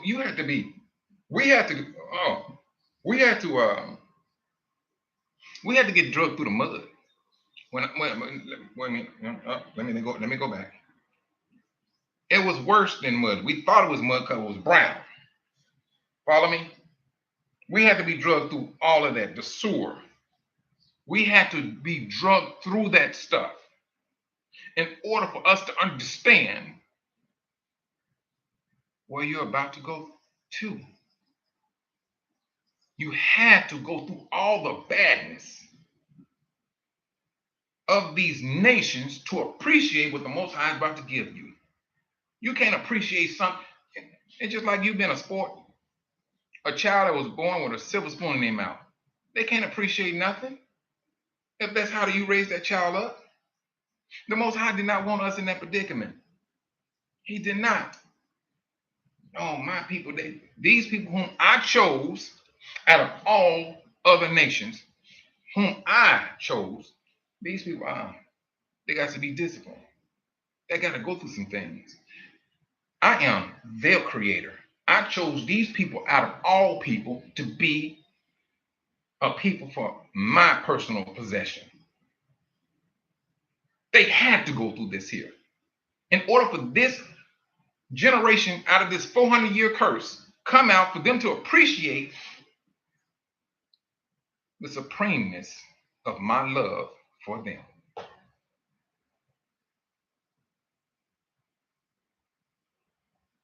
That's what we had to go through. We went through it, brothers. We went through it. Most High said, now it's time for him to judge the nation. Yeah, but don't get me wrong. Don't get me wrong. Yeah, we got to go through the wilderness. You got some out there that's what's the word? Rebels. You got some that's stiff necked. You still got them. We got to go. We still. But the beauty of it is this: we've been taken out of captivity. We're being taken out of captivity. Being taken out of captivity is means on a small portion that brothers and sisters go back to the continent, work on things to make sure to put things in place for our brothers and sisters. Hey, this is what we got going on here. We have this here. We got this thing started right here. Now, this is the beauty of this, brothers and sisters. This what Brother Galen, myself, Sister Bantu Lisa, and Brother Rick. Let's just say, hypothetically speaking, we get like 2 or 3 different spots open.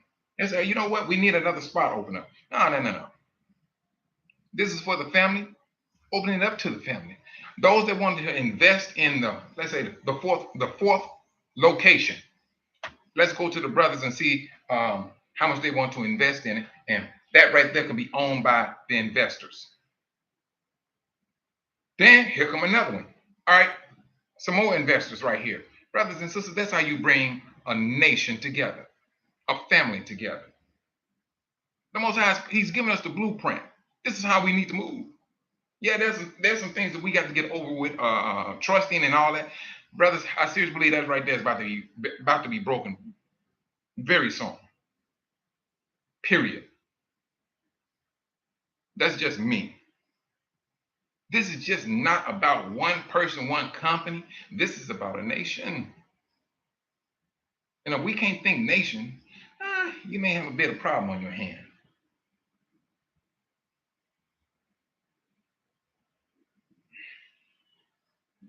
Brothers and sisters, I'd like to thank you all for your help with this with the donation and things you brothers and sisters been given.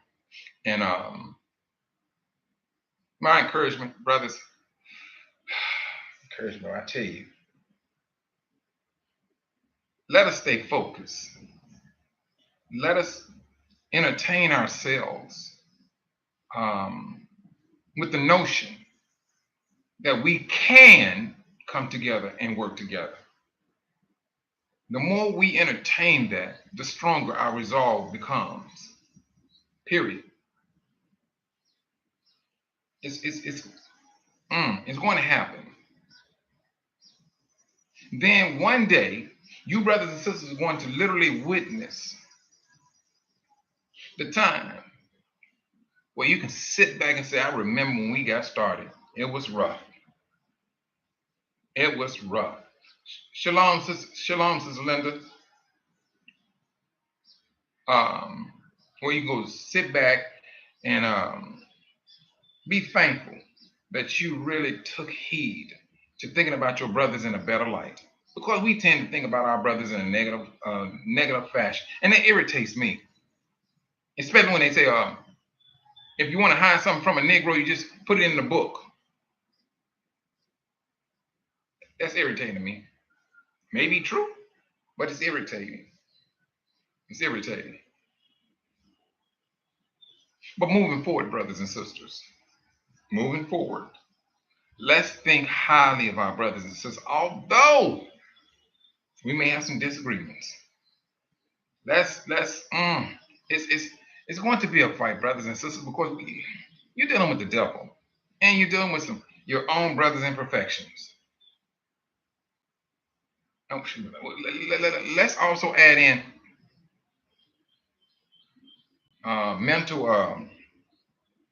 mental disease. Let's add that in there too, because we don't know. I mean, some of our brothers and sisters went through some things where it really shook them up. That's some things that have to be taken into consideration also. But going forward, brothers and sisters, keep your head on the swivel. You're seeing what's happening with us. Bump the world. I'm talking about what's going on with us. Let's maintain our confidence. Let's stay focused. Because I tell you, this last few months, y'all willing, I hope and pray that we make it through December. And I hope and pray to the Most High that things will be blatantly seen where there has been a major turn for us. And on that note, brothers and sisters, you all be safe out there. Shalom.